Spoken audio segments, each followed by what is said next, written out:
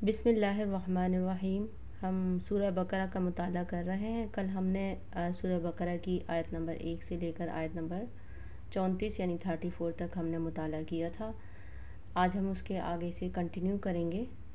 تو تھوڑا کل کی جو ہم نے لاسٹ آیت پڑھی تھی اس کو ایک مرتبہ پھر دیکھ لیتے ہیں۔ وَإِذْ قُلْنَا لِلْمَلَائِكَةِ اسْجُدُوا لِآدَمَ فَسَجَدُوا إِلَّا إِبْلِيسَ أَبَىٰ وَاسْتَكْبَرَ وَكَانَ مِنَ الْكَافِرِينَ، یعنی پھر جب ہم نے فرشتوں کو حکم دیا کہ آدم کے آگے جھک جاؤ تو سب جھک گئے مگر ابلیس نے انکار کیا۔ وہ اپنی بڑائی کے گھمنڈ میں پڑ گیا اور نافرمانوں میں شامل ہو گیا۔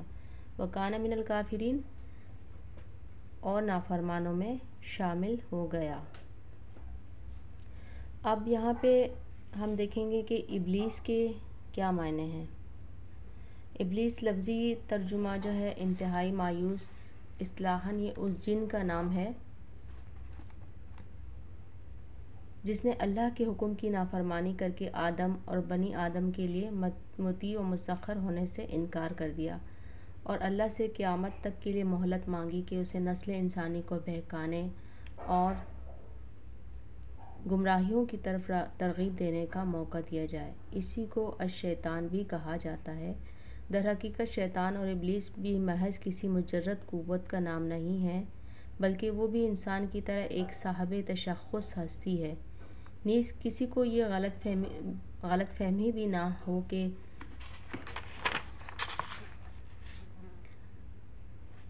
ہونی چاہیے کہ فرشتوں میں سے تھا۔ آگے چل کر قرآن نے خود تصریح کر دی ہے کہ وہ جنات میں سے تھا، وہ جنوں میں سے تھا، جو فرشتوں سے الگ مخلوقات کی ایک مستقل صنف ہے۔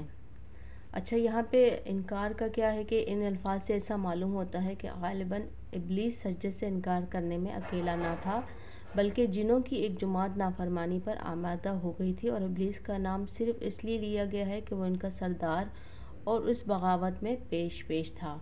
لیکن اس آیت کا دوسرا ترجمہ یہ بھی ہو سکتا ہے کہ وہ کافروں میں سے تھا۔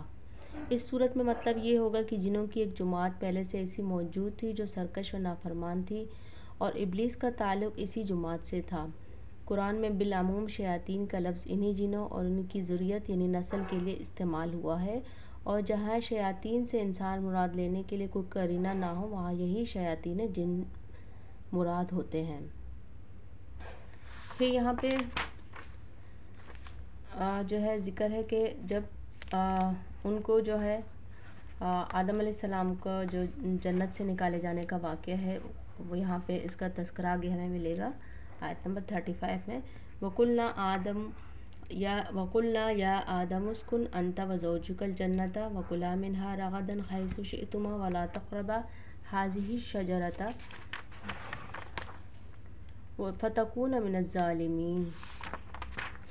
پھر ہم نے آدم سے کہا کہ تم اور تمہاری بیوی دونوں جنت میں رہو اور یہاں بفراغت جو چاہو کھاؤ، مگر اس درخت کا رخ نہ کرنا ورنہ ظالموں میں شمار ہوگے۔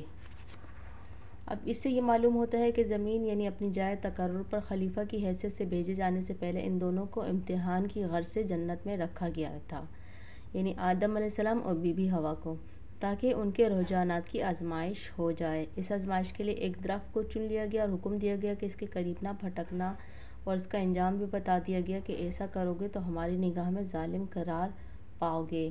یہ بحث غیر ضروری ہے کہ وہ درخت کون سا تھا، اس میں کیا خاص بات تھی کہ اس سے منع کیا گیا۔ منع کرنے کی وجہ یہ نہ تھی کہ اس درخت کی خاصیت میں کوئی خرابی تھی اور اس سے آدم و حوا کو نقصان پہنچنے کا خطرہ تھا۔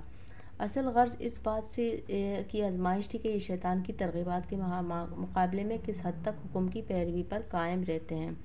اس مقصد کے لیے کسی ایک چیز کا منتخب کر لینا کافی تھا، اسی لیے اللہ نے درخت کے نام اور اس کی خاصیت کا کوئی ذکر نہیں فرمایا۔ اچھا، اس امتحان کے لیے جنت ہی کا مقام سب سے زیادہ موزوں تھا۔ دراصل اسے امتحان گاہ بنانے کا مقصد یہ حقیقت انسان کے ذہن نشین کرنا تھی کہ تمہارے لیے تمہارے مرتبہ انسانیت کے لحاظ سے جنت ہی لائق و مناسب مقام ہے، لیکن شیطانی ترغیبات کے مقابلے میں اگر تم اللہ کی فرما برداری کے راستے سے منحرف ہو جاؤ گے تو جس طرح ابتدا میں اس سے محروم کیے گئے تھے اسی طرح آخر میں بھی محروم رہو گے۔ اپنے اس مقام لائق کی اپنی اس فردوس گمگشتہ کی بازی یافت تم صرف اس طرح کر سکتے ہو کہ اپنے اس دشمن کا کامیابی سے مقابلہ کرو جو تمہیں فرمانبرداری کے راستے سے ہٹانے کی کوشش کرتا ہے۔ یعنی کتنی بڑی بات یہاں پہ فرمائی گئی ہے انسان سے کہ جو ہے انسان کے اصل جو جگہ ہے وہ اصل میں جنت ہی ہے اصل ٹھکانہ، لیکن اگر وہ دنیا میں شیطانی ترغیبات کی طرف زیادہ راغب ہوگا تو اپنے اس اصل ٹھکانے کو کھو دے گا۔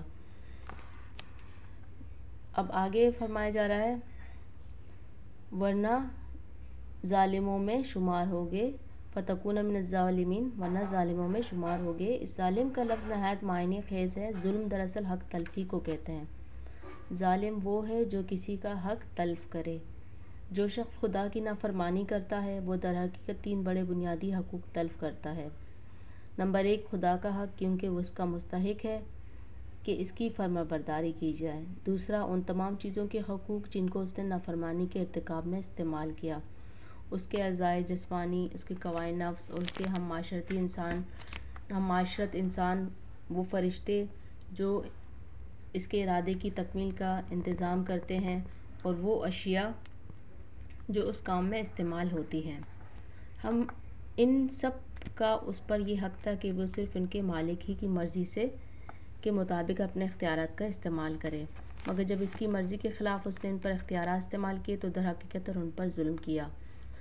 اب چوتھا یہ کہ خود اپنے حق، کیونکہ اس پر اس کی ذات کا یہ حق ہے کہ اسے تباہی سے بچائے، مگر نافرمانی کر کے جب وہ اپنے آپ کو اللہ کی سزا کا مستحق بناتا ہے تو دراصل اپنی آپ پر، اپنی ذات پر ظلم کرتا ہے۔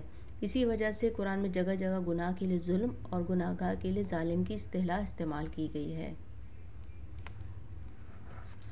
اب اگلی آیت ہے فَأَزَلَّهُمَا الشَّيْطَانُ عَنْهَا فَأَخْرَجَهُمَا مِمَّا كَانَ فِيهِ وَقُلْنَا اهْبِطُوا بَعْضُكُمْ لِبَعْضٍ عَدُوٌّ وَلَكُمْ فِي الْأَرْضِ مُسْتَقَرٌّ وَمَتَاعٌ إِلَىٰ حِینٍ۔ آخر کار شیطان نے ان دونوں کو اس درخت کی ترغیب دے کر ہمارے حکم کی پیروی سے ہٹا دیا اور انہیں اس حالت سے نکلوا کر چھوڑا جس میں وہ تھے۔ ہم نے انہیں حکم دیا کہ اب تم سب یہاں سے اتر جاؤ، تم ایک دوسرے کے دشمن ہو، اور تمہیں ایک خاص وقت تک زمین میں ٹھہرنا اور وہیں گزر بسر کرنا ہے۔ اب یہاں پہ انسان کا اصل دشمن شیطان اور شیطان کا دشمن انسان، شیطان کا دشمن انسان ہونا تو ظاہر ہے کہ وہ اسے اللہ کی فرمان برداری کے راستے سے ہٹانے اور تباہی میں ڈالنے کی کوشش کرتا ہے۔ رہا انسان کا دشمن شیطان ہونا، تو فی الواقع انسانیت تو اس دشمنی ہی کی مقتضی بھی ہے، مگر خواہشات نفس کے لیے جو ترغیبات وہ پیش کرتا ہے ان سے دھوکہ کھا کر آدمی اسے اپنا دوست بنا لیتا ہے۔ اس طرح کی دوستی کے معنی یہ نہیں ہے کہ حقیقتاً دشمنی دوستی میں تبدیل ہو گئی، بلکہ اس کے معنی یہ ہیں کہ ایک دشمن دوسرے دشمن سے شکست کھا گیا اور اس کے جال میں پھنس گیا۔ پھر جب آدم کو، اب اگلی آیت میں جو ہے آدم علیہ السلام کی توبہ کا ذکر ہے کہ فَتَلَقَّىٰ آدَمُ مِن رَبِّهِ كَلِمَاتٍ فَتَابَ عَلَيْهِ إِنَّهُ هُوَ التَّوَّابُ الرَّحِيمُ۔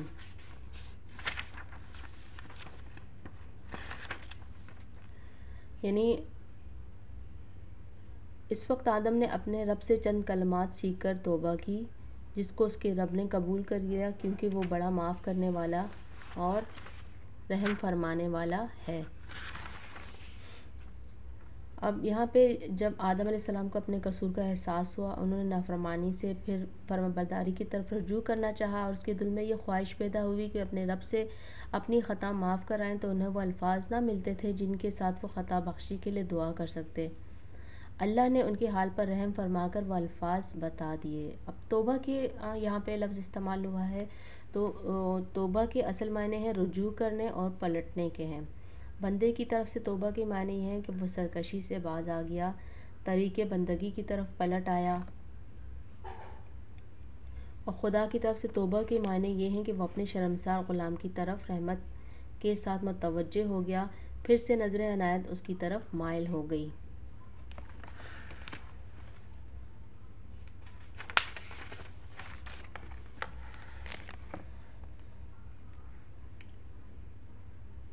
قرآن اس نظریے کی تردید کرتا ہے کہ گناہ کے نتائج لازمی ہیں، وہ بہرحال انسان کو بھگتنے ہی ہوں گے۔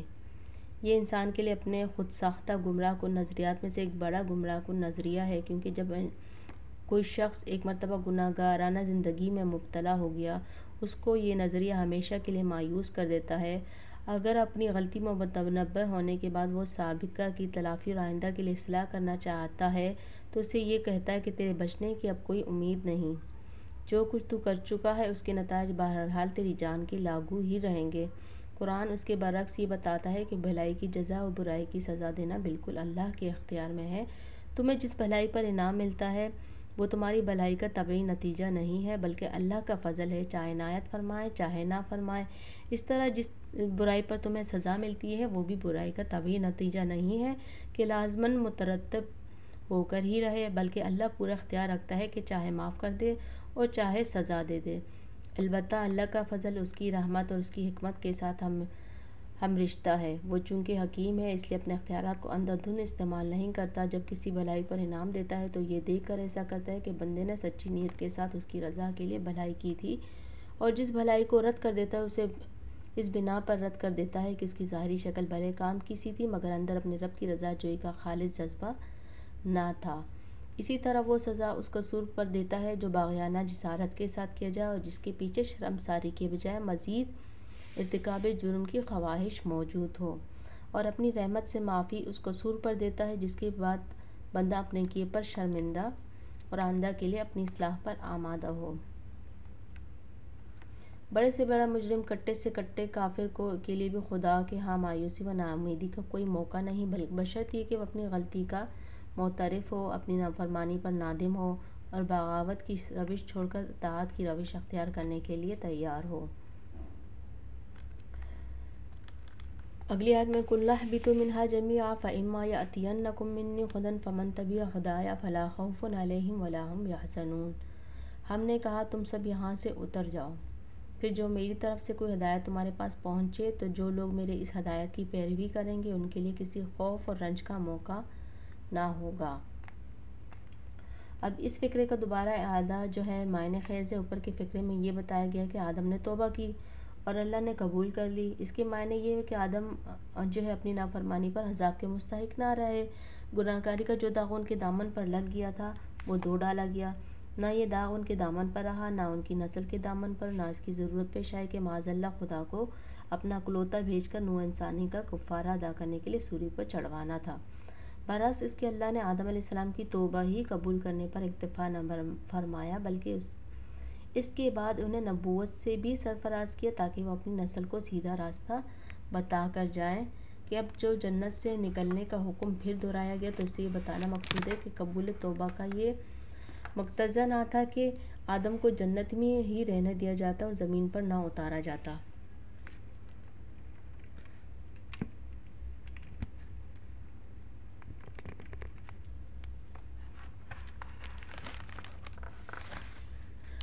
زمین ان کے لیے دارالعذاب نہ تھی، وہ یہاں کے سزا کے طور پر نہیں اتارے گئے بلکہ انہیں زمین کی خلافت ہی کے لیے پیدا کیا گیا تھا۔ جنت ان کی اصل جائے قیام نہ تھی، وہاں سے نکلنے کا حکم ان کے لیے سزا کی حیثیت نہ رکھتا تھا۔ اصل تجویز تو ان کو زمین ہی پر اتارنے کی تھی، البتہ اس سے پہلے ان کو سزا امتحان کی غرض سے جنت میں رکھا گیا تھا، جس کا اوپر ہم نے ابھی حاشیہ نمبر 48 میں ذکر کیا ہے۔